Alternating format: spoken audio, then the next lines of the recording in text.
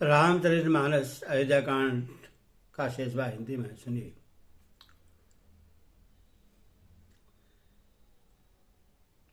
फिर उनके साथ के लिए मुनि ने शिष्यों को बुलाया।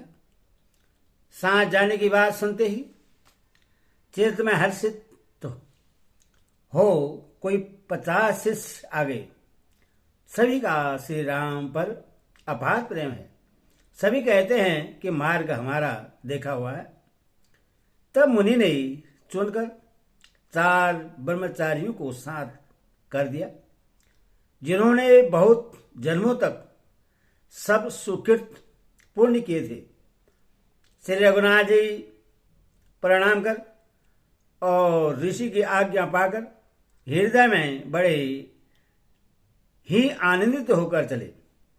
जब वे किसी गांव के पास होकर निकलते हैं तब स्त्री पुरुष दौड़कर उनके रूप को देखने लगते हैं। जन्म का फल पाकर वे सदा के अनाथ सनाथ हो जाते हैं और मन को नाथ के साथ भेजकर शरीर के साथ न रहने के कारण दुखी होकर लौट आते हैं। तदंतर श्री राम जी ने विनती करके चारों ब्रह्मचारियों को विदा किया। वे मनचाही वस्तु अन्य भक्ति पाकर लौटे। यमुना जी के पार उतरकर सबने यमुना जी के जल में स्नान किया, जो श्री रामचंद्र जी के शरीर के समान ही श्याम रंग का था। यमुना जी के किनारे पर रहने वाले स्त्री पुरुष यह सुनकर कि निषाद के साथ 2 परम सुंदर सुकुमार नवयुवक और एक परम सुंदरी स्त्री आ रही है। सब अपना अपना काम भूलकर दौड़े और लक्ष्मण जी, श्री राम जी और सीता जी का सौंदर्य देखकर अपने भाग्य की बड़ाई करने लगे।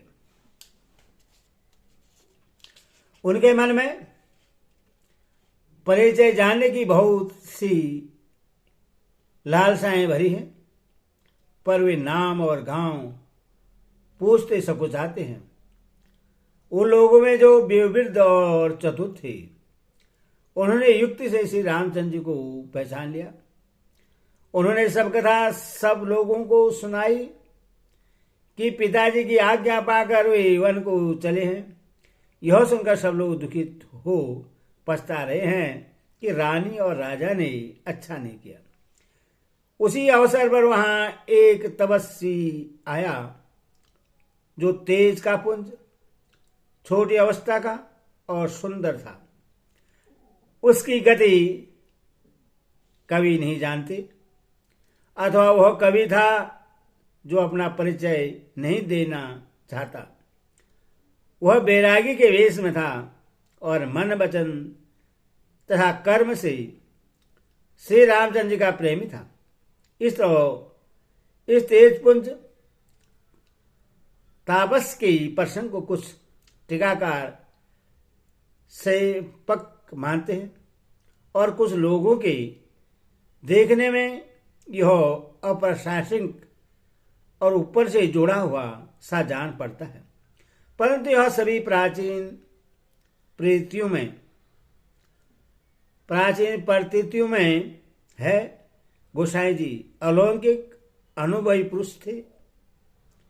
पता नहीं यहाँ इस प्रसंग के रखने में क्या रहस्य है, परंतु यह सेपक तो नहीं है।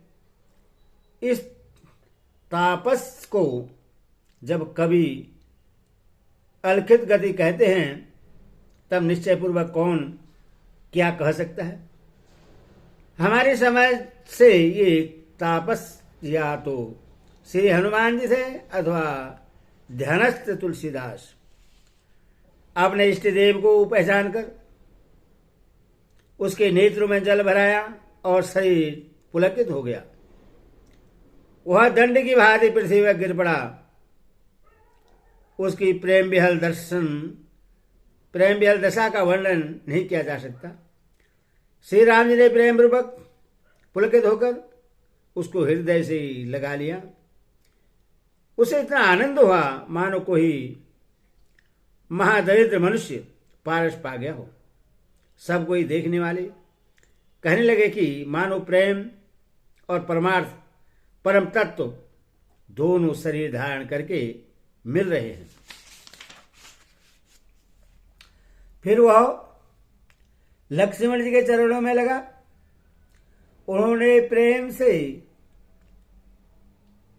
प्रेम से उमंग कर उसको उठा लिया। फिर उसने सीता जी के चरण धूलि को अपने सिर पर धारण किया। माता सीता जी ने भी उसको अपना छोटा बच्चा जानकर आशीर्वाद दिया। फिर निषाद राज ने उसको दंडवत की। श्री राम जी का प्रेमी जानकर वह उस निषाद से आनंदित होकर मिला। वह तपस्या अपने नेत्र रूपी दोनों से श्री राम जी की सौंदर्य सुधा का पान करने लगा और ऐसा आनंदित हुआ जैसे कोई भूखा आदमी सुंदर भोजन पाकर आनंदित होता है। इधर गांव की स्त्रियां कह रही हैं, हे सखी कहो तो वे माता पिता कैसे हैं जिन्होंने ऐसे सुंदर सुकुमार बालकों को वन में भेज दिया है। श्री राम जी, लक्ष्मण जी और सीता जी के रूप को देखकर सब स्त्री पुरुष स्नेह से व्याकुल हो जाते हैं। तब श्री रामचंद्र जी ने सखा गुह को अनेकों तरह से घर लौट जाने के लिए समझाया। श्री रामचंद्र जी की आज्ञा को सिर चढ़ाकर उसने अपने घर को गमन किया। फिर सीता जी, श्री राम जी और लक्ष्मण जी ने हाथ जोड़कर यमुना जी को पुनः प्रणाम किया और सूर्य कन्या यमुना जी की बड़ाई करते हुए सीता जी सहित दोनों भाई प्रसन्नतापूर्वक आगे चले। रास्ते में जाते हुए उन्हें अनेकों यात्री मिलते हैं। वे दोनों भाइयों को देखकर उनसे प्रेम पूर्वक कहते हैं कि तुम्हारे सब अंगों में राज न देकर हमारे हृदय में बड़ा सोच होता है। ऐसे राज चिन्हों के होते हुए भी तुम लोग रास्ते में पैदल ही चल रहे हो। इससे हमारी समझ में आता है कि ज्योतिष शास्त्र झूठा ही है। भारी जंगल और बड़े बड़े पहाड़ों का दुर्गम रास्ता है। जिस पर तुम्हारी साथ सुकुमारी स्त्री है। हाथी और सिंहों से भरा यह भयानक वन देखा तक नहीं जाता। यदि आज्ञा हो तो हम सब साथ चलें। आप जहां तक जाएंगे वहां तक पहुंचाकर फिर आपको प्रणाम करके हम लौट आएंगे। इस प्रकार वे यात्री प्रेमवश पुलकित शरीर हो और नेत्रों में प्रेमासुरों का जल भरकर पूछते हैं, किंतु कृपा के समुद्र श्री राम जी कोमल विनय युक्त वचन कहकर उन्हें लौटा देते हैं। जो गांव और पूर्वे रास्ते में बसे हैं, नागों और देवताओं के नगर, उनको देखकर प्रशंसा पूर्वक ईर्ष्या करते और ललचाते हुए कहते हैं कि किस पुण्यवान ने किस शुभ घड़ी में इनको बसाया था, जो आज इतने धन्य और पुण्यमय तथा परम सुंदर हो रहे हैं। जहां जहां श्री रामचंद्र के चरण चले जाते हैं, उनके समान इंद्र की पूरी अमरावती भी नहीं है। रास्ते के समय बसने वाले भी बड़े पुण्यवान हैं। स्वर्ग में रहने वाले देवता भी उनकी सराहना करते हैं।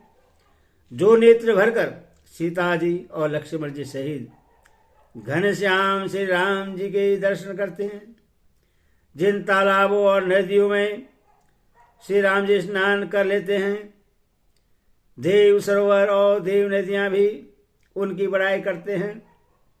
जिस वृक्ष के नीचे प्रभु जा बैठते हैं, कल वृक्ष भी उसकी बड़ाई करते हैं। श्री रामचंद्र जी के चरण कमलों की रज का स्पर्श करके पृथ्वी अपना सौभाग्य मानती है। रास्ते में बादल छाया करते हैं, देवता फूल बरसाते और सिहाते हैं। पर्वत वन और पशु पक्षियों को देखते हुए श्री राम जी रास्ते में चले जा रहे हैं। सीता जी और लक्ष्मण जी सहित श्री रघुनाथ जी जब किसी गांव के पास जा निकलते हैं तब उनका आना सुनते ही बालक, बुढ़े, स्त्री, पुरुष सब अपने घर और काम काज को भूलकर तुरंत उन्हें देखने के लिए चल देते हैं। श्री राम, लक्ष्मण और सीता जी का रूप देखकर नेत्रों का परम फल पाकर वे सुखी होते हैं। दोनों भाइयों को देखकर सब प्रेमानंद में मग्न हो गए। उनके नेत्रों में जल भर आया और शरीर पुलकित हो गया। उनकी दशा वर्णन नहीं की जा सकती। मानो दरिद्रों ने चिंतामणि की ढेरी पा ली हो। वे एक को पुकार कर सीख देते हैं कि इसी क्षण नेत्र का लाभ ले लो। कोई श्री रामचंद्र जी को देखकर ऐसे अनुराग में भर गए हैं कि वे उन्हें देखते हुए उनके साथ लगे चले जा रहे हैं। कोई नेत्र मार्ग से उनकी छवि को हृदय में लाकर शरीर, मन और श्रेष्ठ वाणी से शिथिल हो जाते हैं, अर्थात उनके शरीर, मन और वाणी का व्यवहार बंद हो जाता है। कोई बड़ की सुंदर छाया देखकर वहां नरम घास और पत्ते बिछाकर कहते हैं कि क्षण भर यहां बैठकर थकावट मिटा लीजिए, फिर चाहे अभी चले जाइएगा, चाहे सवेरे। कोई घड़ा भरकर पानी ले आते हैं और कोमल वाणी से कहते हैं, नाथ आचमन तो कर लीजिए। उनके प्यारे वचन सुनकर और उनका अत्यंत प्रेम देखकर दयालु और परम सुशील श्री रामचंद्र जी ने मन में सीता जी की थकी हुई जानकर घड़ी भर बड़ की छाया में विश्राम किया। स्त्री पुरुष आनंदित होकर शोभा देखते हैं। अनुपम रूप ने उनके नेत्र और मनु को लुभा लिया है। सब लोग टकटकी लगाए श्री रामचंद्र जी के मुख चंद्र को चकोर की तरह तन्मय होकर देखते हुए चारों ओर सुशोभित हो रहे हैं। श्री राम जी का नवीन तमाल वृक्ष के रंग का श्याम शरीर अत्यंत शोभा दे रहा है, जिसे देखते ही करोड़ों कामदेवों के मन मोहित हो जाते हैं। बिजली के से रंग के लक्ष्मण जी बहुत ही भले मालूम होते हैं। वे नक्शे शिकातक सुंदर हैं और मन को बहुत भाते हैं। दोनों मुनियों के बलकल आदि वस्त्र पहने हैं और कमर में तरकस कसे हुए हैं। कमल के समान हाथों में धनुष बाण सुशोभित हो रहे हैं। उनके सिरों पर सुंदर जटाओं का मुकुट है। वह स्थल, भुजा और नेत्र विशाल हैं और शरद पूर्णिमा की चंद्रमा के समान सुंदर मुखों पर पसीने की बूंदों का समूह सुशोभित हो रहा है। उस मनोहर जोड़ी का वर्णन नहीं किया जा सकता, क्योंकि शोभा बहुत अधिक है और मेरी बुद्धि थोड़ी है। श्री राम, लक्ष्मण और सीता जी की सुंदरता को सब लोग मन, चित्त और वृद्धि तीनों को लगाकर देख रहे हैं। बोल सियावर रामचंद्र की जय, बोल भवन सुध हनुमान की जय, बोल कृष्ण सीता माता की, बोल साची दरबार की जय। भक्तगणों, इस चैनल को लाइक एंड सब्सक्राइब जरूर कर दे।